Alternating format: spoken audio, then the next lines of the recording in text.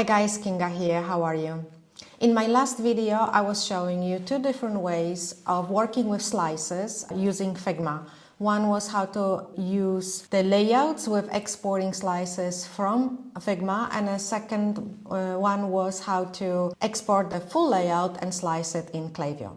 But today I want to talk about Figma and how we organize our work in Figma, because I honestly absolutely love it, and I started working with Figma in 2023 and I just absolutely fell in love with it. And let me show you why. Let me show you 4 boards that are the most important to me when it comes to working in Figma and organizing your work, not only for yourself but also for your clients. So let's start with the first board that is very important when we start working with any clients would be the brand asset. So here we have fonts, logo, color palette, typography, any type of CTAs and stars and whatever assets or little elements you are using to put into your email designs.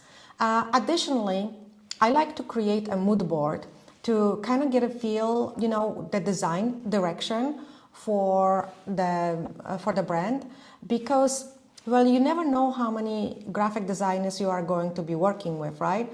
Or also who else is going to be using these boards. So I like to have one board where we have all the assets together, a little bit of a mood board for direction, and this way we are also ensuring that we are staying consistent throughout all the layouts, and that we are in alignment with the branding.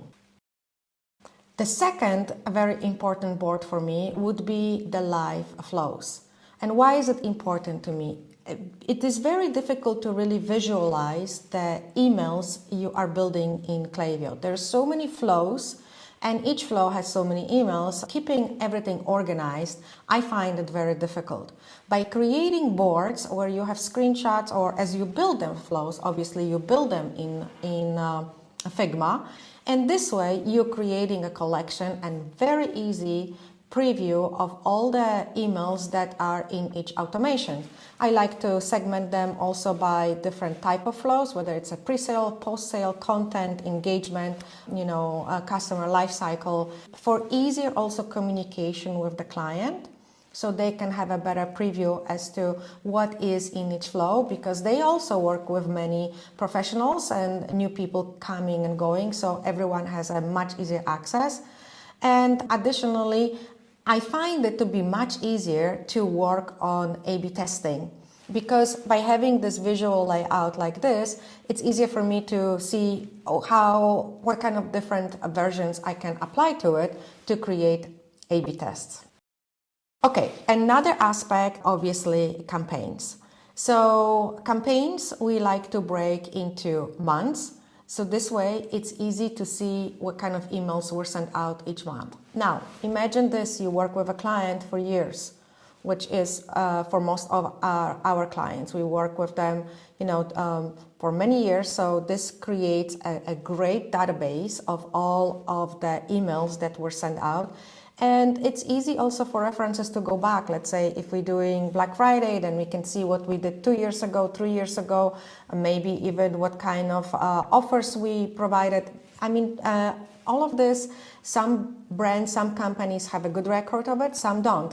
So I find this to be extremely helpful when it comes to not only everyone clearly see what kind of email campaigns we are sending, comparing with analytics in Klaviyo, it's easy to see what actually is driving the revenue, and then also as a historical preview when it comes to content and offers. So the way these are set up obviously are per month. Like I said, the graphic designer, they set up the copy here, and then we build the content. Now, what's important for me is that I always have to have a name of the campaign and also the date. So it is very easy for reference to go back and double check. Let's say I look in Klaviyo and I see that a particular email did extremely well. It's easy for everyone to go in and cross-reference it.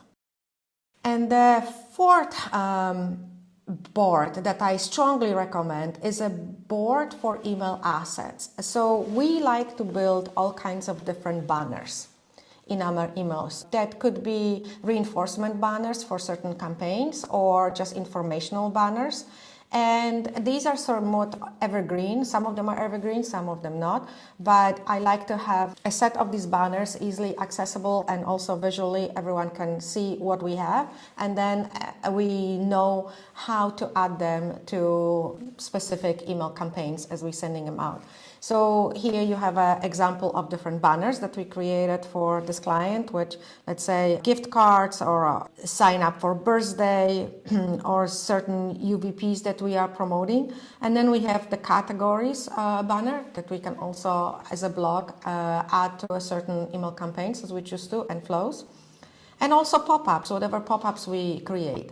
And so it's a very easy visualization for everyone into the brand assets, the email campaigns, email flow content, and all of the additional assets that we are building for the emails. So I hope you find this helpful. I would love to hear how you organize your work, and because I know that many of you work with Figma, and if there's anything you can add to what I do, I would love to know about it, because I started with Figma in 2023, but I really want to become a master at it and learn as much as possible. So I'm very curious to see how else you utilize it with email marketing. Let me know, please, and I'm looking forward to reading your comments. Additionally, I'll be releasing a video every week, so stay tuned for more content.